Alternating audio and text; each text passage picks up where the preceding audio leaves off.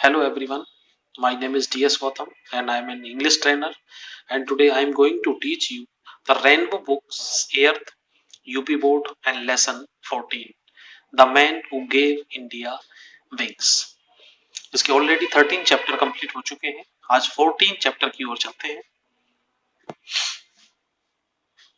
Title है the man. The man का मतलब वो आदमी जिसने दिया इंडिया को पंख, जिसने इंडिया को पंख दिए या जिसने जहाज बना के दिया है।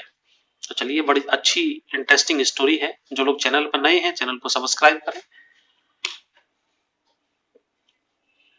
Do you know the name of the man who gave India wings? क्या तुम जानते हो उस आदमी का नाम? हु, जो, यहाँ कौन नहीं है, जो। हु गेव इंडिया विंग्स, जिसने भारत को पंख दिए। पंख देने का मतलब है उड़ने के लिए जगह दी, उड़ने के लिए कोई मशीन दी। आइए पूरी स्टोरी को देखते हैं। It was Jahangir Ratanji दादा भाई टाटा। ये जहांगीर रतन जी दादा भाई टाटा थे। He was popularly known as JRD। इनको प्रसिद्धि जो है, जो जाना जाता है, वो as JRD। JRD means Jehangir Ratanji Dadabhoy. JRD के नाम से इनको जाना जाता था। He was born in Paris. ये पेरिस में पैदा हुए ऑन जुलाई 29, 1904। 29 जुलाई 1904 को पेरिस में इनका जन्म हुआ। जब भी कोई डेट आती है उससे पहले ऑन प्रीपोजिशन लगता है, हमेशा याद रखें। हिज फादर रतन जी दादा भाई टाटा वाज पारसी। इनके पिता जो रतन जी दादा भाई टाटा थे वो पारसी थे। And mother Suzanne Briere was French. ये जो माँ थी सुजैन ब्रियरे, ये फ्रेंच महिला थी। टाटा's childhood was spent traveling between France and India। Tata का जो बचपन बीता, टाटा का बचपन था, बीता, स्पेंड मीन्स खर्च होना का मतलब बीतना, ट्रेवलिंग, ट्रेवलिंग मीन्स यात्राओं में या यात्रा करने में। बिटवीन, बिटवीन प्रीपोजिशन है और बिटवीन के बाद कोई दो चीज आती हैं और दोनों चीज एंड से जुड़ी होती हैं, हमेशा याद रखें इसको। Between France and India, India और फ्रांस दोनों के बीच यात्रा करते हुए इनका बचपन बीता। Some people said in jest that. Some people, कुछ लोग, कहा, कुछ लोगों ने कहा, इन जेस्ट, इन जेस्ट का मतलब होता है मजाक में, जेस्ट का मतलब भी मजाक में है। That he got his surname, he got his surname कि उनको उनका नाम मिला, जो उपनाम मिला, from an ancestor who stood on the shores of Bombay and waved tata to the departing ships. उनको जो नाम मिला है, अपना उपनाम, फ्रॉम एन एंसेस्टर, एंसेस्टर का मतलब पूर्वजों से, ये कोई पूर्वज थे इनके। Who stood on the source, जो खड़े होया करते थे किनारे पर, ऑफ द बॉम्बे, बॉम्बे के किनारे पर खड़े होकर, बॉम्बे के तट पर खड़े होकर, एंड वेव्ड, वेव्ड का मतलब है हाथ को हिलाना, टाटा करते हैं ना उस तरह से, waved tata to the departing ships. जो डिपार्चरिंग होती है शिप्स की, जो जहाज जाया करते थे, उनमें टाटा किया करते थे। जैसे आजकल छोटे छोटे बच्चे होते हैं, किसी गाड़ी को निकलते हुए गाड़ी को बाय या टाटा किया करते हैं, वही काम इन्होंने किया और इनका भी सरनेम टाटा वहां से मिल गया है। आइए अगले पैरा पे देखते हैं। इन 1924, 1924 में, एट द एज ऑफ 20, 20 वर्ष की उम्र में, as a French citizen, French citizen मतलब फ्रांस के नागरिक होने के कारण, he was recruited into a French army. इनको फ्रेंच आर्मी में भर्ती हो गए। ए ईयर लेटर, एक साल के बाद, he was sent to England, और इनको इंग्लैंड भेज दिया गया, to prepare for admission in Cambridge university.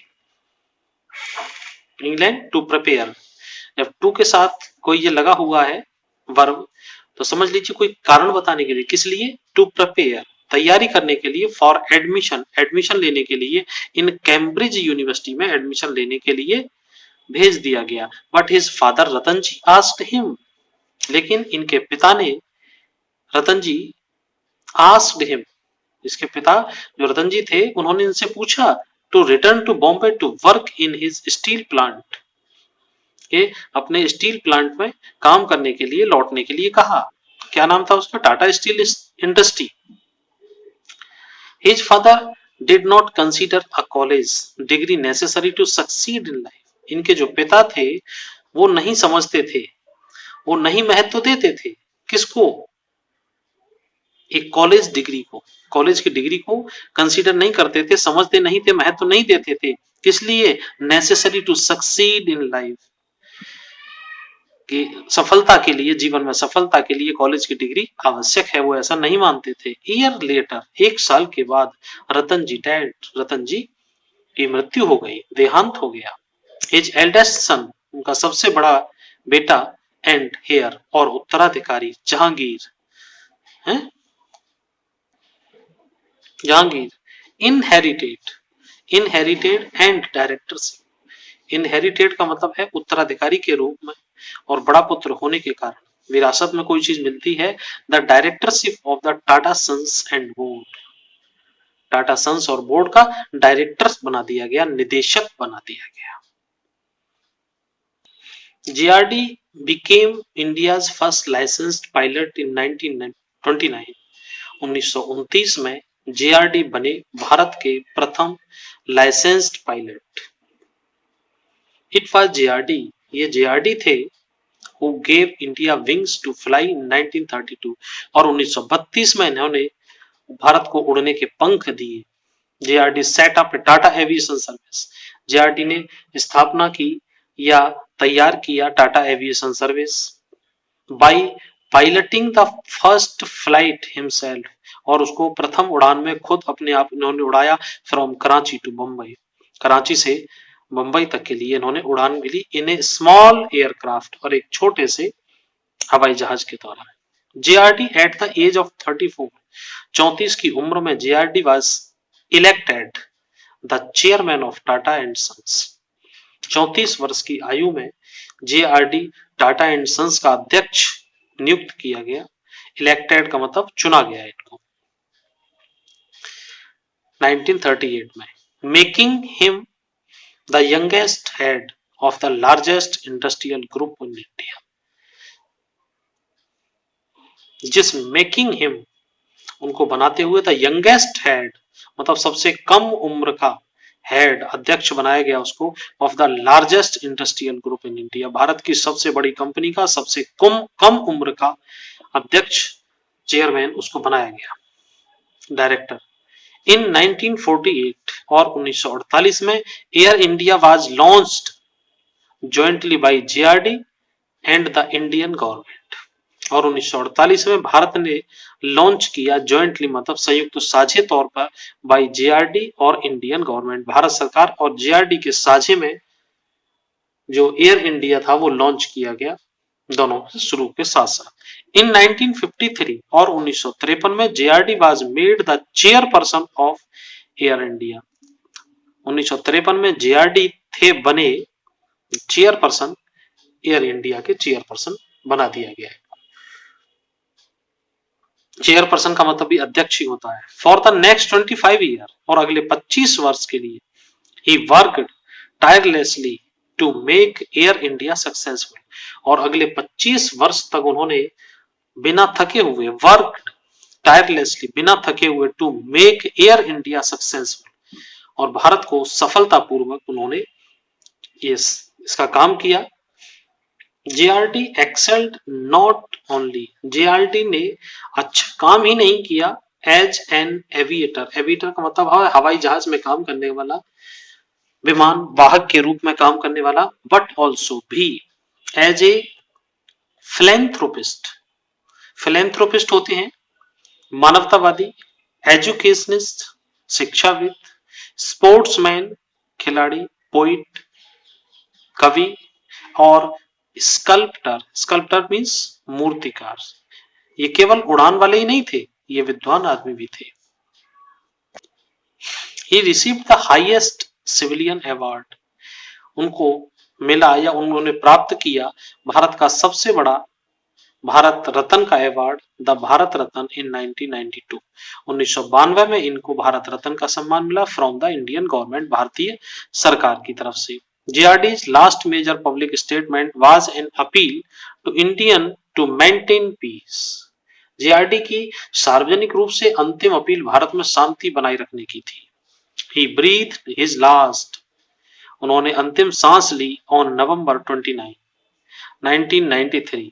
1993 में 29 नवंबर को he breathed his last. अंतिम सांस ली उन्होंने 1993 को. डू यू नो, क्या तुम जानते हो, JRD Tata was, next page पे आ जाओ, पिछले पेज पे था डू यू नो, क्या तुम जानते हो, JRD Tata was not only the director of the Tata company. JRD Tata केवल एक डायरेक्टर नहीं थे उस कंपनी के, बट ऑल्सो एक ग्रेट ह्यूमन बीइंग, और एक बड़े मानववादी आदमी थे.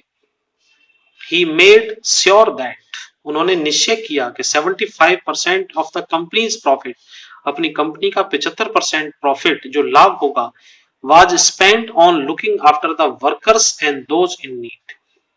अपने जो वर्कर्स हैं उन पर, और जो आवश्यकता में है, जरूरतमंद हैं, उन लोगों के खर्च में खर्च किया जाएगा. When you work, जब आप काम करते हैं तो आप काम करें as if everything depend on you, कि सब कुछ तुम्हारे ऊपर निर्भर है. When you pray, जब तुम प्रार्थना करते हो, pray as if everything depends on God. जब प्रार्थना करो तो ऐसे करो कि सब चीज गॉड पर ही निर्धारित है. JRD टाटा का ये वाक्य है. तो स्टूडेंट्स, ये आपने यहाँ तक देखा है, और इसके साथ साथ इसके क्वेश्चन आंसर सब कुछ भी मैं करा रहा हूं, तो जाइएगा मत चैनल को छोड़ के, लाइक शेयर सब्सक्राइब कीजिए. सबसे पहले चलते हैं इसके न्यू वर्ड्स की ओर, जो इसके वर्ड मीनिंग है. ये वर्ड है सबसे पहला एंसेस्टर. एंसेस्टर बोलते हैं पूर्वज, जो हमारे फोर फादर होते हैं उनको.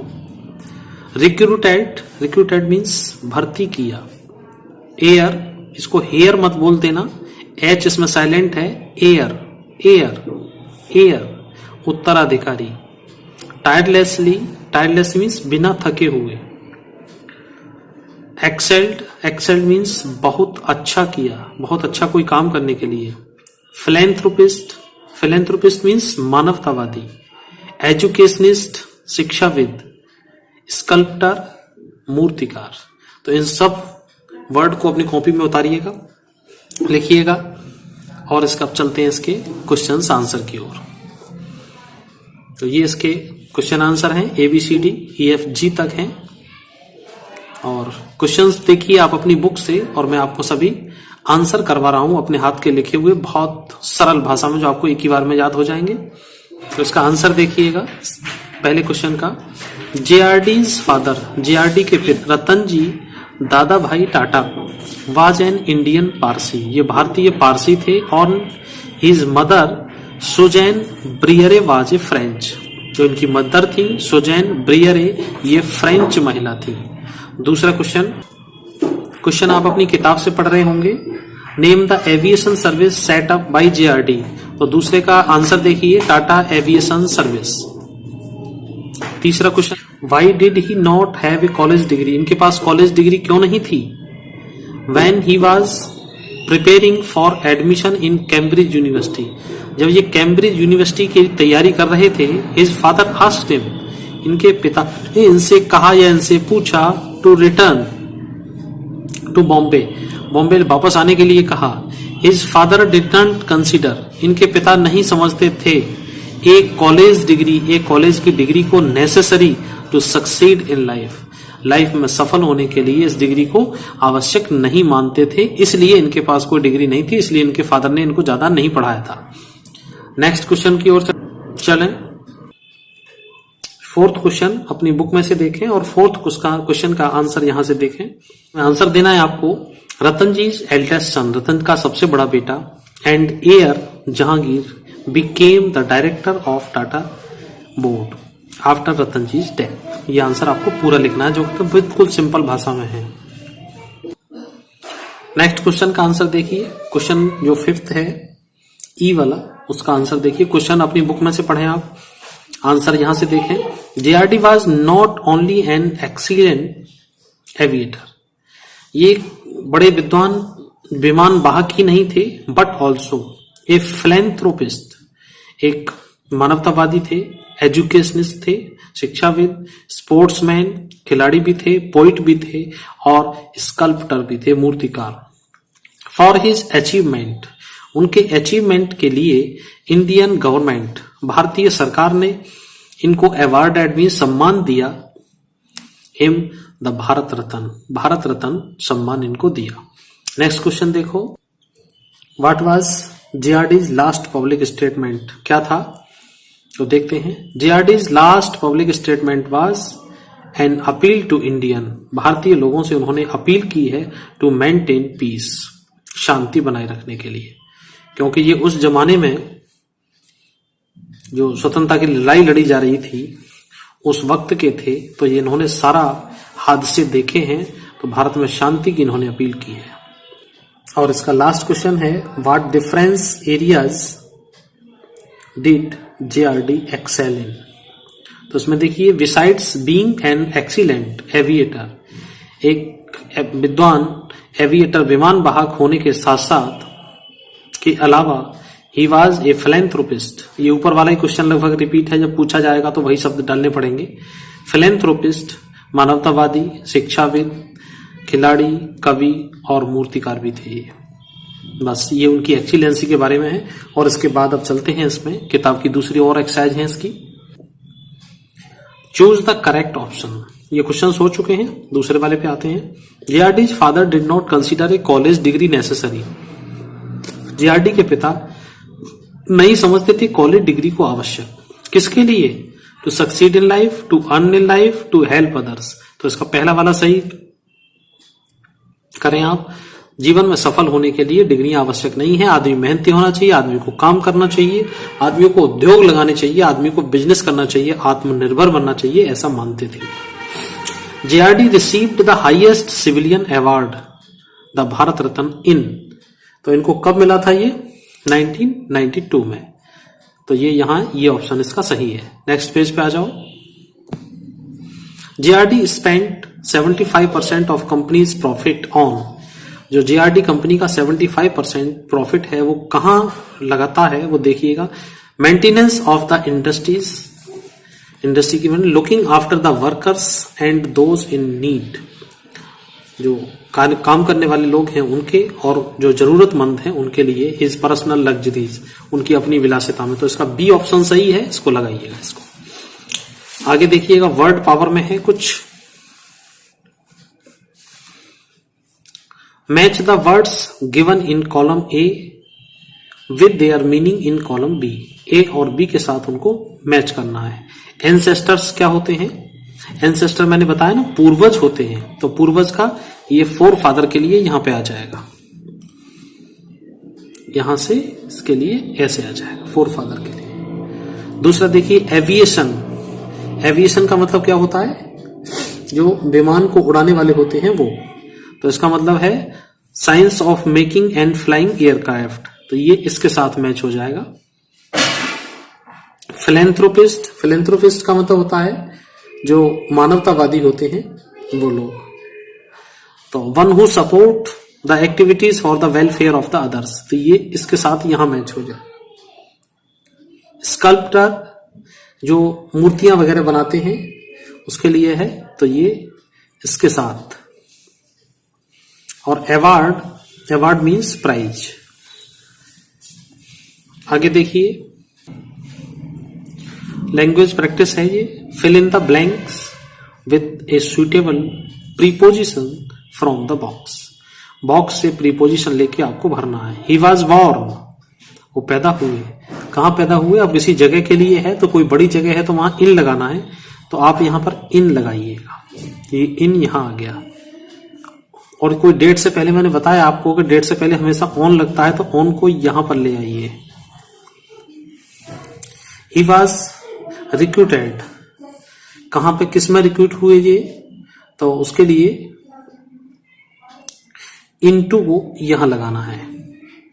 The French army, he was sent, इनको भेज दिया गया, कहां पे भेज दिया गया, किसी जगह के लिए जाना है, भेजना है तो कुछ जगह है तो यहां टू आ जाएगा। He received the Bharat Ratna award, Bharat Ratna award इनको मिला है कब, किसी सन वगैरह का नाम दिया होता है तो इन लगाना है। इन 1992 इंडियन गवर्नमेंट, तो किससे मिला था? इंडियन गवर्नमेंट, तो फ्रॉम को यहां मिलाते हैं। ये क्लियर हुआ? ये नरेशंस देखिएगा, नरेशन है change from direct to indirect form of speech, direct से इनडायरेक्ट में बदलना है। There are 2 forms of speech, 2 form दी गई हैं स्पीच की, तो उनको आपको बदलना है यहां पे। तो इसमें देखिएगा जो डायरेक्ट फॉर्म ऑफ स्पीच होती है वो क्या होती है, जो बताना चाह रहे हैं, ए statement given by speaker himself, एक स्टेटमेंट दिया गया है जो स्पीकर ने कहा है अपने आप में। Direct speech consist of 2 parts, 2 parts होते हैं इसके, रिपोर्टिंग स्पीच और रिपोर्टेड स्पीच, दोनों ध्यान रखना। रिपोर्टिंग मीन्स होता है कहने वाला और कही गई बात, तो ये ही सेड टू हिम, ये रिपोर्टिंग है, उसने रिपोर्ट किया है। और क्या कहा है, ये कहा हुआ वाक्य है। जो इन्वर्टेड कॉमा के अंदर होता है ये रिपोर्टेड होता है, इन्वर्टेड कॉमा से बाहर होता है तो ये रिपोर्टिंग होता है। मेरा डायरेक्ट और इनडायरेक्ट पर एक वीडियो है, उसको आप जरूर देखिएगा, आपको डायरेक्ट इनडायरेक्ट सारे समझ में आ जाएंगे। सारी ग्रामर करा रखी है मैंने सभी क्लास के लिए, और सभी क्लास की बुक्स का पूरा हिंदी एक्सप्लेनेशन करके आपके लिए बिल्कुल सिंपल भाषा में तैयार किया है। वीडियो को लाइक शेयर सब्सक्राइब करना बिल्कुल भी ना छोड़ें आप। देखिएगा इनडायरेक्ट फॉर्म ऑफ स्पीच क्या होता है, statement conveyed by another person to someone, किसी दूसरे के द्वारा उस कही गई बात को कहा जाए। In indirect speech inverted commas are not used, उसमें इन्वर्टेड कॉमास नहीं होते हैं। अगले पेज पे आओ, इसमें दिया है comma between reporting speech and reported speech is removed. ये जो कॉमा होते हैं दोनों स्पीच के बीच के, इनको रिमूव किया जाता है इनमें। And they are joined together by conjunctions like that, if और वेदर। ये 3 कंजक्शन है, इन्हीं के द्वारा डायरेक्ट इनडायरेक्ट में बीच में दोनों को जोड़ दिया जाता है, कंजक्शन का काम करते हैं ये। The sign of question mark and exclamation are not used, ये कोई क्वेश्चन मार्क यूज नहीं होते हैं। Instead full stop sign is use, full stop तो लगेगा उसमें। The tense of reporting speech is not change, reporting speech वाला tense जो चेंज नहीं होता है, जो इन्वर्टेड कॉमा से बाहर होता है। The forms of interrogative, imperative, exclamatory sentence are change to assertive sentence, ये चारों प्रकार के जो होते हैं ये सब सिंपल में आ जाते हैं, असर्टिव में आ जाते हैं।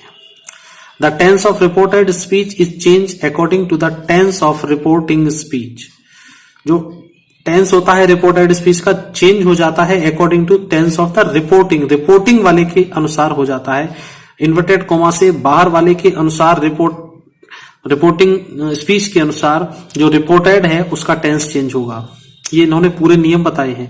First person in the reported speech change according to the subject and second person according to the object, ये यहां अंडरलाइन करो इनको। और reporting speech for the third person there is no change, ये तीनों पर्सन के जो सब्जेक्ट होते हैं इनको चेंज करने का इन्होंने तरीका बताया है।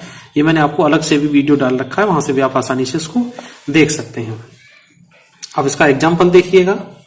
ही सेड, उसने कहा आई हैव वॉन, मैं जीत गया। तो ही सेड का सेड रहेगा, इन्वर्टेड कॉमा की जगह दैट आ गया, कॉमा हट जाते हैं और दैट कंजक्शन का काम करेगा। अब आई फर्स्ट पर्सन है तो फर्स्ट पर्सन चेंज होगा इसके सब्जेक्ट के अनुसार, तो ही है तो ही आ गया। और ये पास्ट में जब होता है तो ये अपने अपने पास्ट में पहुंच जाते हैं, तो ये प्रेजेंट परफेक्ट का है तो ये पास्ट परफेक्ट में चला जाएगा। आई हैव का ही हैड हो जाएगा। और ये थर्ड फॉर्म है तो ये थर्ड फॉर्म अपने आप जो कहते हो बनी रहेगी, क्योंकि प्रेजेंट परफेक्ट में भी थर्ड फॉर्म और पास्ट परफेक्ट में भी थर्ड फॉर्म रहती है। तो ये डायरेक्ट स्पीच और ये इनडायरेक्ट स्पीच में है। अब आपको इनको चेंज करना है। Change the following direct speech into indirect speech, इनको चेंज कीजिए। Change the following direct speech indirect में इनको बदलना है। तो फर्स्ट सेंटेंस देखिए, Madhu said I am very busy now, तो इसको चेंज कीजिए। मैं बोल रहा हूं, लिखते चलिए साथ साथ वीडियो पॉज कर करके। मधु सेड, कॉमा की जगह दैट लगाएंगे। आई फर्स्ट पर्सन है तो मधु के अनुसार चेंज होगा, तो सी हो जाएगा इसका। तो Madhu said that she was very busy then, THEN। दोबारा फिर बोल रहा हूं मैं, Madhu said that she was very busy then, THEN, then. देखिए he said I go to school every day, उसने कहा कि मैं रोजाना स्कूल जाता हूं, तो ही सेड जो कि तो रहेगा दैट, आई हो जाएगा he went to school every day. Next third देखिए, Ram said Anand is a good boy, तो इसका देखो राम सेड का जो कि तो रहेगा दैट लगाया, आनंद नाम है ये चेंज नहीं होगा, आनंद वाज ए गुड बॉय, पीछे फुल स्टॉप लगाना है, कोई इन्वर्टेड कॉमा नहीं, कुछ नहीं। नेक्स्ट है द गर्ल सेड, लड़की ने कहा दैट आई लाइक सिंगिंग, तो आई को गर्ल के अनुसार, तो सी लाइक्ड सिंगिंग। ये इस तरह से हो गए हैं। एक्टिविटी को अपने आप कीजिएगा, डायरेक्ट इनडायरेक्ट, और एक्सरसाइज कीजिए, आपके पास जो भी बुक हो उसमें से कीजिए। मेरा भी डायरेक्ट इनडायरेक्ट का वीडियो है, उसको भी सर्च कर लेना वीडियो को, लिंक डिस्क्रिप्शन में मिल जाएगा। और मिलते हैं आपको अगले चैप्टर अगले वीडियो के साथ। टिल देन अपना ख्याल रखिए, ध्यान रखिए, पढ़ते रहिए। Bye students.